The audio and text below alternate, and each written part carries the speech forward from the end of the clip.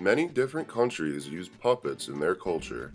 One of the best examples is in Latin American countries, where puppets are used as a means of decoration, storytelling, and even celebration. At Indiana University of Pennsylvania, puppet making has been introduced to show the Latin American Heritage Month and the Day of the Dead celebration. But it became adopted because it is a method of street performance. It's a method of street art. So this is sort of a worldwide thing of the 20th century of processional puppets. And in Latin America, at various festivals, you'll see people carrying processional puppets as a means of a larger-than-life expression. Making these puppets can be a fun activity for anybody interested. For 2 weekends in October, IUP invited the community to take part in the puppet making. Dr. Lydia Rodriguez is a professor of foreign languages here at IUP. She has also been involved in the Day of the Dead celebration, but this was her first time getting involved with the making of the puppets. It's a process. I didn't realize how much of a process. Now, I know that not only Mexico, but all of Latin America, we've all used, here in the States also, they're paper mache. And so there are objects that are made of paper mache, just the puppets aren't those objects over there. And that's what it is. It's cardboard. We first started out with a humongous piece of cardboard that didn't seem like it was going to be anything. And we gave it a shape.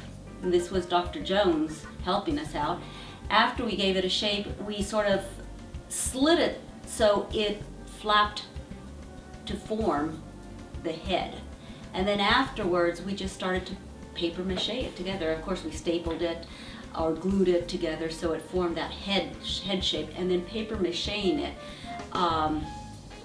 various times. I think my puppet had three paper maches. Dr. Jones said we were supposed to do 5, and I said, oh, the heck with that. That's too much. I mean, it took a lot of time to do that. So I think the majority of us only did 3 or at the most 4 paper maches. And you do it one way and you do it another way, and he explained how the paper just lays by itself. So that's the basic of, the bulk of the foundation of those puppets. The process is simple, as the puppets can be made out of almost anything. Sometimes the process is long and rigorous, and sometimes it can be much shorter.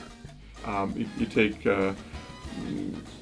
recycled cardboard boxes, big pieces like something a bicycle or a dryer would come in, and you cut out the basic shape that you want, fold the edges back, and curl it into a form.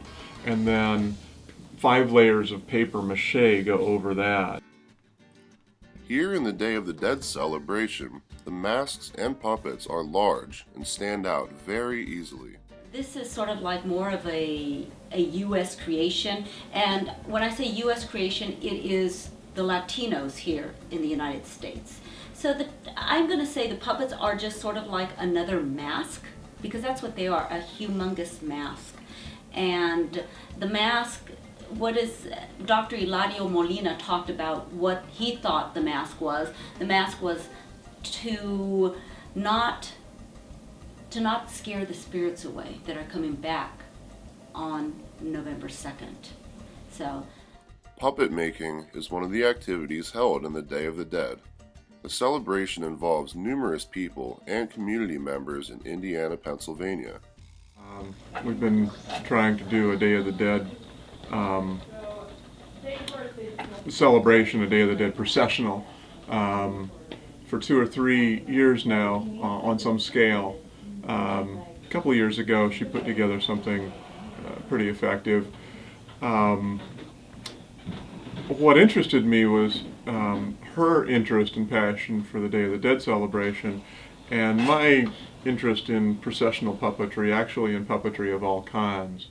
After lots of hard work and preparation, the puppets are finally finished and ready to be displayed during the Day of the Dead, where they will invite spirits to join in the celebration just as is done in Latin American countries.